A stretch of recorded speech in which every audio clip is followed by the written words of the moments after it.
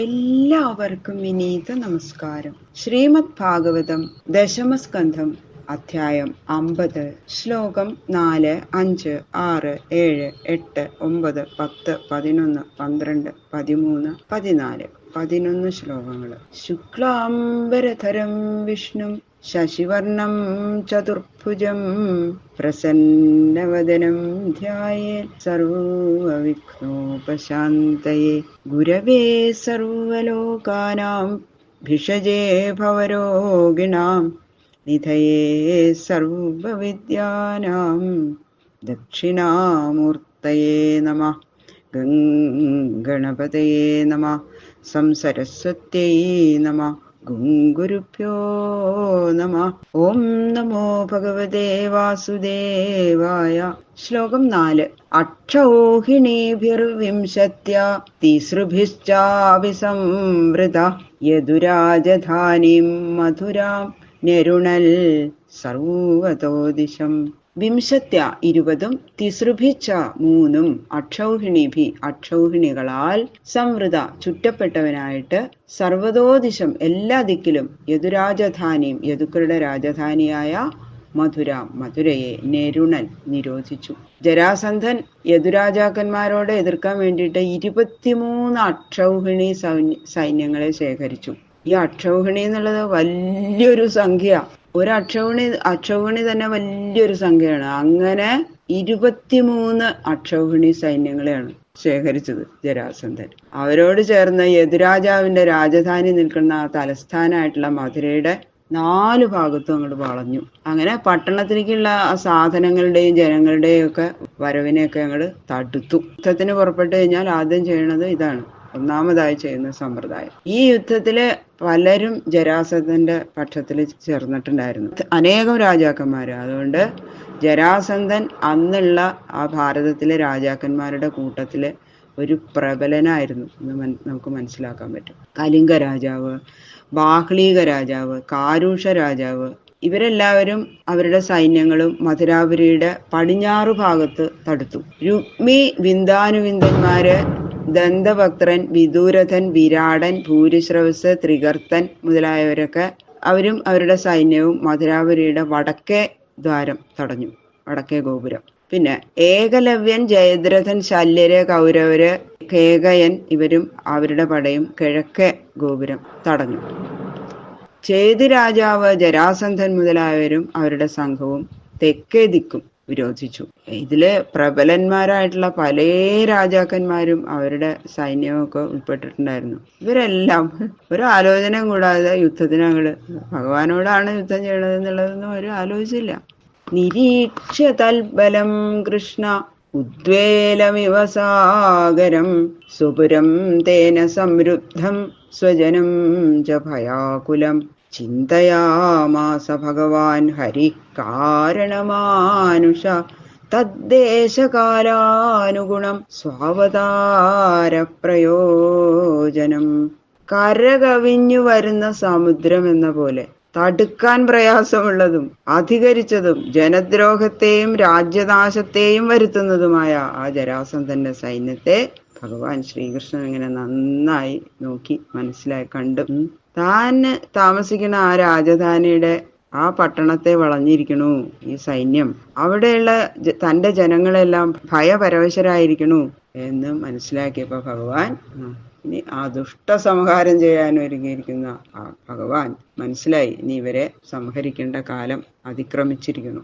ഈ ദേശത്തിന്റെയും കാലത്തിന്റെയും സ്ഥിതിക്ക് പറ്റിയത് എന്താണെന്ന്, എങ്ങനെയായാൽ തന്റെ അവതാര പ്രയോജനം സാധിക്കും എന്നുള്ള സംഗതിയെ കുറിച്ചൊക്കെ അങ്ങനെ ആലോചിക്കുകയാണ് ഭഗവാൻ.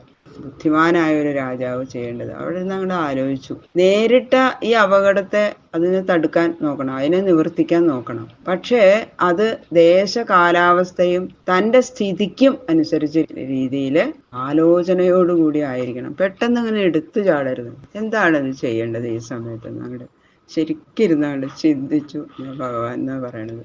ഹനിഷ്യാമി ബലം ഹ്യേതൽ ഭുവിഭാരം സമാഹിതം മാഗധേന സമാനീതം വംശ്യാനാം സർവഭൂഭുജാം അക്ഷൗഹിണീഭിഃ സംഖ്യാതം ഹടാശ്വരഥകുഞ്ജരൈ മാഗധസ്തു നഹന്തവ്യോ ഭൂയ കർത്താബലോദ്യമം. എങ്ങനെയാണ് ശ്രീകൃഷ്ണ ഭഗവാൻ ആലോചിച്ചു എന്ന് പറഞ്ഞല്ലോ, അതിനെ വിസ്തരിച്ചു പറയാണ്. സൈന്യത്തെ മാത്രം ഹനിക്കണോ അതോ ഈ ജരാസന്ധനെ മാത്രം വധിച്ച് സൈന്യത്തെ സ്വാധീനിക്കണോ, മാഗധനെയും സൈന്യത്തെയും ഒന്നിച്ച് വധിക്കണോ എന്നിങ്ങനെ 3 തരത്തിലായിട്ടാണ് ഭഗവാൻ ആലോചിച്ചത്. പിന്നെ വിചാരിച്ചു, അതില് ആദ്യത്തെ പറഞ്ഞത് തന്നെ ഒന്നാമത്തെ ചിന്തിച്ചത് ഉറപ്പിച്ചു. ഭൂമിക്ക് ഭാരമായിട്ട് ഭവിച്ചിരിക്കുന്ന ജരാസന്ധന്റെ വംശത്തിൽ ജനിച്ചവരായ സകല രാജാക്കന്മാരുടെയും സൈന്യത്തെ ജരാസന്ധൻ ഇപ്പോൾ അരികത്ത് കൊണ്ടുവന്നിട്ടുണ്ട്. കാലാൾപ്പട, കുതിരപ്പട, തേർപ്പട, ആനപ്പട എന്നിങ്ങനെ 4 അംഗങ്ങളും ഇതിൽ ഉൾപ്പെട്ടിട്ടുണ്ട്. ഒരു വലിയ അക്ഷൗഹിണി സൈന്യം എന്ന് പറഞ്ഞല്ലോ. അപ്പൊ എല്ലാവരും വന്നിട്ടുണ്ട്, എല്ലാ സൈന്യങ്ങളും മുഴുവനും. അപ്പൊ അതില് അധികവും ഈ ഭൂമിക്ക് ഭാരമായിട്ടുള്ളവരാണ്. ഇവരെ സംഹരിക്കുക എന്നുള്ളത് തന്നെയാണല്ലോ ഭഗവാന്റെ അവതാരം ഉദ്ദേശിച്ചു. അതെ.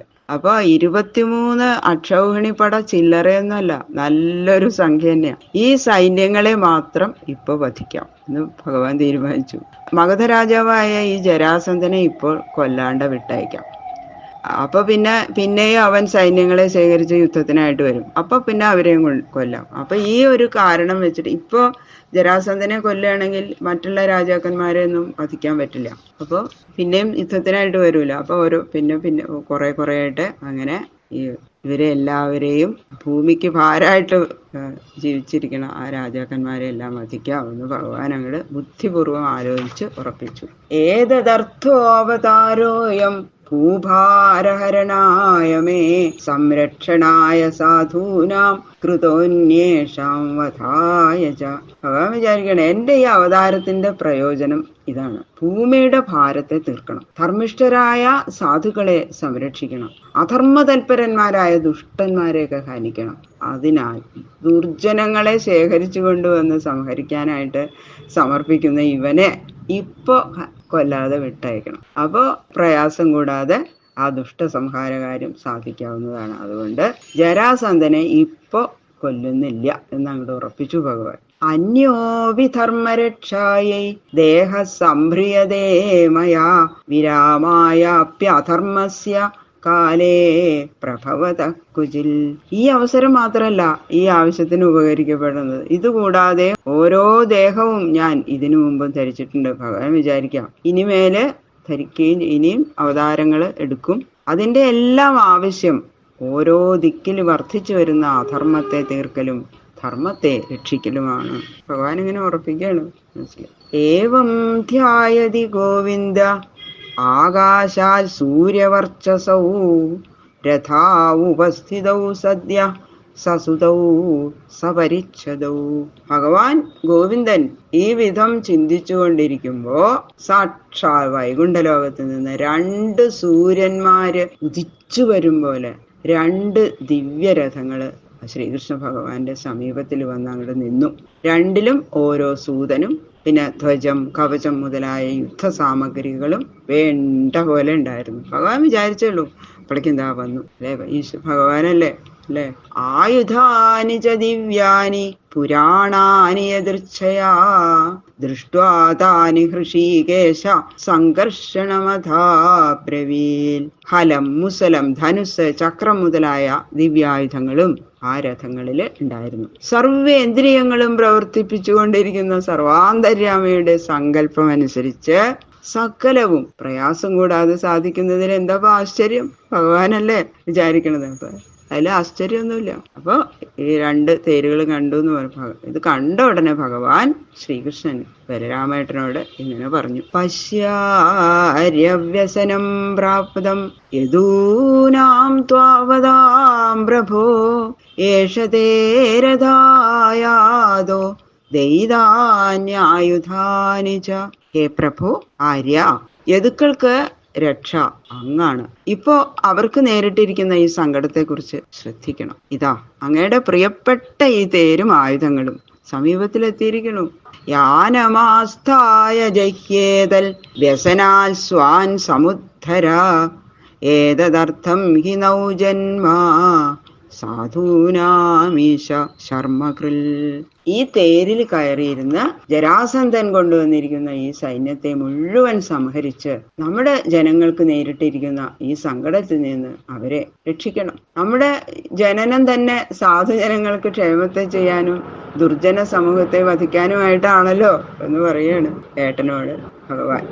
ബാക്കിയുള്ള ശ്ലോകങ്ങള് നാളെ നോക്കാം. സർവത്ര ഗോവിന്ദനാമ സങ്കീർത്തനം. ഗോവിന്ദ ഗോവിന്ദ ഗോവിന്ദ.